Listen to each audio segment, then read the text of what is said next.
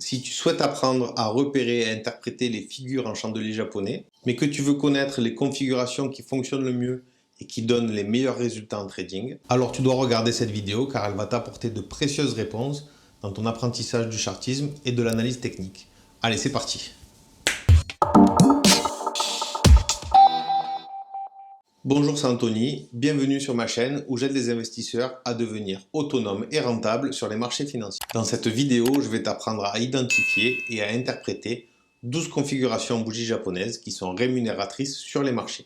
Il y a 6 figures à connaître qui sont valables tant à la hausse qu'à la baisse.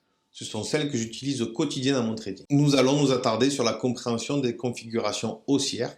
Par la suite, il te suffira de les inverser pour appréhender les configurations baissières. Si jamais tu as une méconnaissance absolue des bougies japonaises, je t'invite à regarder ma vidéo sur l'analyse technique. Je te mets le lien juste là.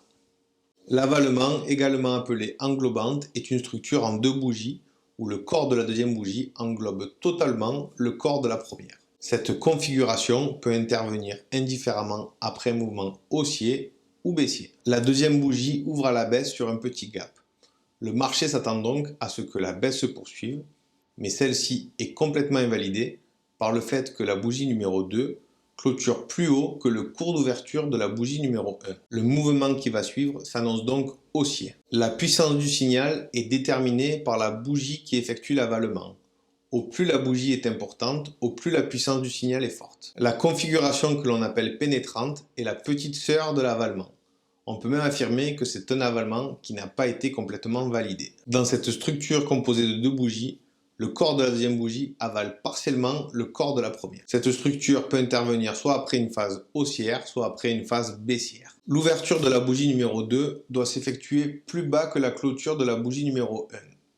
Et pour valider la structure, la clôture de la bougie 2 doit s'effectuer au-delà de la moitié du corps de la bougie 1. Lorsque la deuxième bougie ouvre avec un gap, le marché s'attend à ce que la baisse continue. Mais celle-ci est invalidée par la structure dite de pénétrante haussière. Le mouvement qui s'ensuit s'annonce donc haussier. A noter que la puissance relative de ce signal est un peu inférieure à la puissance d'un avalement. Pour être pertinent, le marteau doit intervenir après un mouvement de baisse, tandis que l'étoile filante doit intervenir après un mouvement de hausse. Un bon moyen mnémotechnique pour retenir ces figures est le fait que l'ombre formée par la bougie doit être dans le même sens que la tendance qui la précède.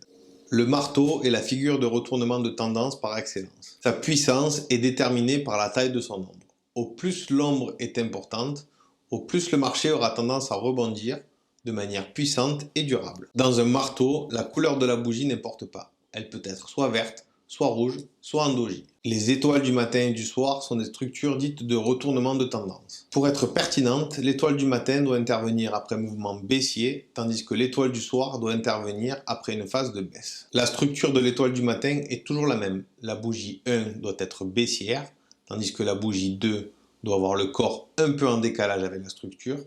Et finalement, la bougie 3 doit clôturer dans une zone proche du point d'ouverture de la bougie numéro 1. A noter que la couleur de la deuxième bougie n'a pas d'importance quant à la validité de la structure.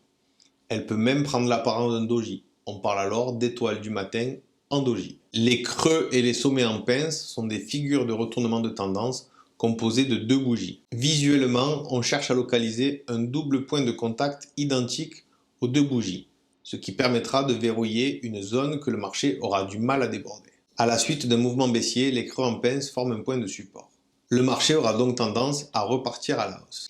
Parfois, plusieurs bougies peuvent s'intercaler entre les deux bougies qui forment la structure en pince. Dans ce cas, on parle quand même d'un creux en pince. Le Marabozu est la figure de continuation de tendance la plus puissante. C'est une bougie qui n'a quasiment pas d'ombre, voire pas d'ombre du tout, et dont la taille du corps est très importante. On pourra fixer une règle qui dit que la taille du Marabozu doit être bien plus importante que les 10 ou 15 bougies qui le précèdent. C'est une figure que l'on retrouve souvent lorsque l'on casse des zones de résistance importantes. La puissance du signal est déterminée par la taille du Marabozu. Je me dois quand même de te prévenir que l'interprétation seule des bougies japonaises n'est pas suffisante pour déclencher une prise de position. Cependant, lorsqu'elles sont couplées à d'autres indicateurs, leur effectivité devient alors bien plus importante. J'espère que grâce au visionnage de cette vidéo, tu sauras à présent détecter les configurations de bougies qui donnent les meilleurs résultats et que tu pourras les utiliser dans ton trading. Si malgré tout, il reste des détails que tu souhaites éclaircir, n'hésite pas à me laisser un commentaire avec ta question j'y répondrai dès que possible. D'autre part, si tu souhaites aller plus vite dans ton apprentissage du trading, je t'invite à te rendre dans la description de la vidéo et à cliquer sur le lien qui te permettra d'accéder à ma formation gratuite. Cette formation se compose de 4 vidéos qui passent en revue les techniques d'intervention que j'utilise au quotidien sur les marchés. Alors à bientôt pour une nouvelle vidéo et d'ici là, bon trade à toi!